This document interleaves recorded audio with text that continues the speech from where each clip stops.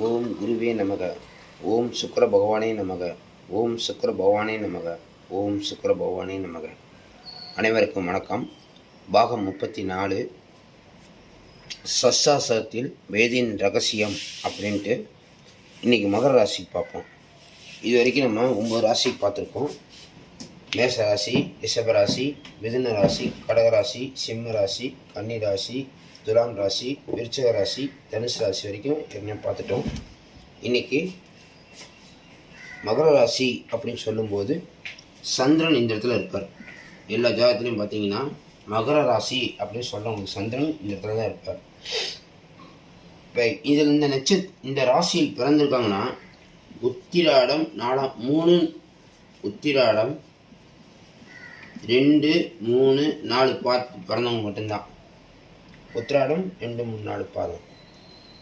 இதுக்கு சஷ்டாசகம் மற்றும் வேதியின் ரகசியம் அப்படின்னு சொல்லக்கூடியது அப்படின்னு கேட்டிங்கன்னா புனர்பூசம் 1, 2, 3. இப்போ ஒருத்தர் உத்திராட நட்சத்திரம் பிறந்திருக்காருன்னா புனர்பூசம் 1, 2, 3 பாதம் மட்டும்தான்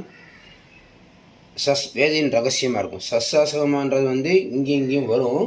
ஆனால் அதில் இன்னும் அதிகமாக பாதிப்பை கொடுக்கக்கூடியது வேதை அப்படிங்கிறதுனால புனர்பூசம் 1, 2, 3 பாதங்கள் அப்படின்னு எடுத்துக்கணும். இப்போ அடுத்த நட்சத்திரத்துக்கு பார்க்கலாம். திருவோணம்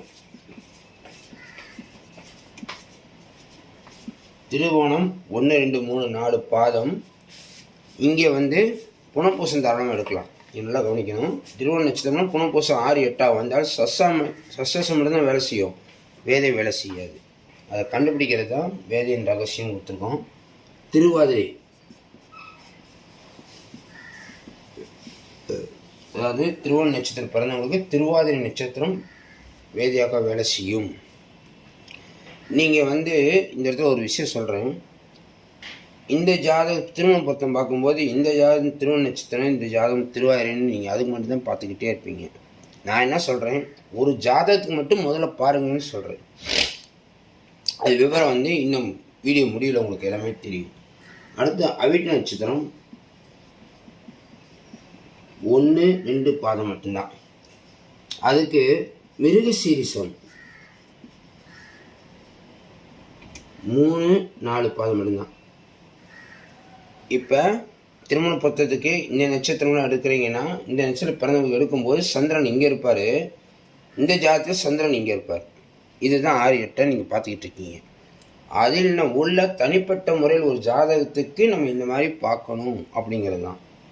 இப்போ திரும்ப ஆரம்பத்துலேருந்து வரேன்.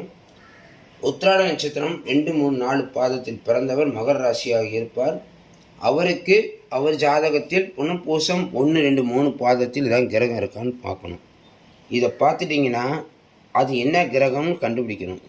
அங்கே கட்டத்தில் இருக்கும். இப்போ சந்திரனை தவிர மற்ற எல்லா கிரகமும் ஏதோ ஒரு கிரகம் இல்லைன்னா பிரச்சனை இல்லை, இருந்தாங்கன்னா அங்கே கவனமாக பார்க்கணும். திருவோண நட்சத்திரத்துக்கு திருவாதிரை நட்சத்திரத்தில் ஏதாவது கிரகம் இருக்கான்னு பார்க்கணும். அவிட்ட நட்சத்திரத்துக்கு மிருகசீரிடத்தில் கிரகம் இருக்கான்னு பார்க்கணும். அப்படி ஒரு கிரகம் இருந்தால் என்ன செய்யும் அப்படின்னா வேதையை செய்யும் அப்படிங்கிறது. திருமண வாழ்க்கையில் 2 பேரையும் அந்யோன்யமாக வாழ விடாது, டைவர்ஸ்லாம் கொண்டு போய் சேர்த்துரும். அப்படிலாம் இருக்கக்கூடிய இடம் தான் அது.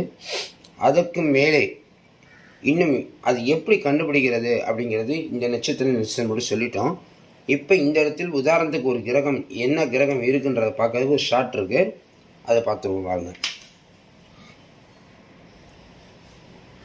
இப்போ முதல்ல என்ன பார்த்தோம், திருவோணம், உத்திராடம், திருவோணம், அவிட்ட நட்சத்திரத்தில் சந்திரன் இங்கே இருப்பார். அந்த ஜாதகத்தில் புனர்பூசம் திருவாதிரை மிருகசீரிடத்தில் கிரகம் இருக்கான்னு பார்க்கும்போது என்ன கிரகம் இருக்கோ அது பிரச்சனை கொடுத்துவிடும். உதாரணமாக குரு அங்கே இருக்காருன்னு வச்சுக்கிடுவோம். குரு இருந்தால் புனர்பூசம், விசாகம், புரட்டாதி நட்சத்திரத்தை சேர்க்கும் பொழுது அந்த பிரச்சனை கொடுத்துவிடும். அதுதான் வேதியின் ரகசியம். அல்லது சனி பகவான் இருக்காருன்னு வச்சுக்கோங்க. நீங்கள் இந்த ஜாதகத்துக்கு உத்திராட நட்சத்திரத்துக்கு பூசம் எடுக்கலாம், திருவோணத்துக்கு பூசம் எடுக்கலாம், அவிட்ட நட்சத்திரத்துக்கு பூசம் எடுக்கலாம். எடுத்தீங்கன்னா என்ன நடக்கும்னா அது வேதையாக மாறிவிடும். இதுதான் தனிப்பட்ட முறையில் முதல்ல ஜாதகத்தில் கிரகங்கள் நல்ல நிலையில் இருக்கிறதா, அதுதான் பாதிப்பை தருகிறதா என்று பார்த்துவிட்டு அந்த கிரகத்தின் நட்சத்திரம் தான் இந்த ஷார்ட்டு. கேது இருந்தால் அஸ்வினி மகம் மூலம் எடுக்கக்கூடாது, சுக்கிரன் இருந்தால் பரணி பூரம் புறம் எடுக்கக்கூடாது, சூரியன் இருந்தால் கார்த்திகை உத்திரம் உத்திராடம் எடுக்கக்கூடாது, செவ்வாய் இருந்தால் மிருகசீரிடம் சித்திரை அவிட்டம் எடுக்கக்கூடாது, ராகு இருந்தால் திருவாதிரை சுவாதி சதயம் எடுக்கக்கூடாது, குரு இருந்தால் புனப்பூசம் விசாகம் புரட்டாய் எடுக்கக்கூடாது, சனி இருந்தால் பூசம் அனுசம் உத்திரட்டாய் எடுக்கக்கூடாது, புதன் இருந்தால் ஆயிலியம் கேட்டை ரேவதி எடுக்கக்கூடாது. இந்த இடத்துல சந்திரனை சொல்லலை, அது உங்கள் மனசுக்குள்ளே ஓடும். ஏன் சந்திரனை சொல்லலைன்னு கேட்டிங்கன்னா, இப்போ ஆப்போசிட் ஜாதகத்தில் மிருகசீரிட நட்சத்திரம் போது சந்திரன் அங்கே இருப்பார், அது பிரச்சனை. திருவாதிரை நட்சத்திரம்னா சந்திரன் அங்கே இருப்பார்.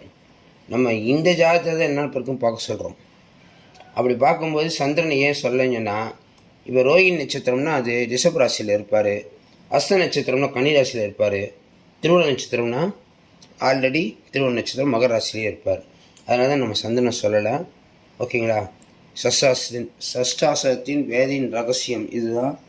இது போன்ற திருமண பொருத்தம் பார்ப்பதற்கு நம்ம 200 வாங்குகிறோம். சப்ஸ்கிரைப் பண்ணுங்கள். அடுத்து திருமண பொருத்தம் பார்க்கணுன்னா எனக்கு அனுப்புங்க. என்னுடைய கான்டாக்ட் நம்பர் கீழே இருக்கு பாருங்கள், 9786788988. உங்கள் பாண்டிச்சேரி ஜோதிடர். மீண்டும் சந்திப்போம் அடுத்த பதிவில். அடுத்து கும்பராசிக்கு பார்க்கலாம். நன்றி, வணக்கம்.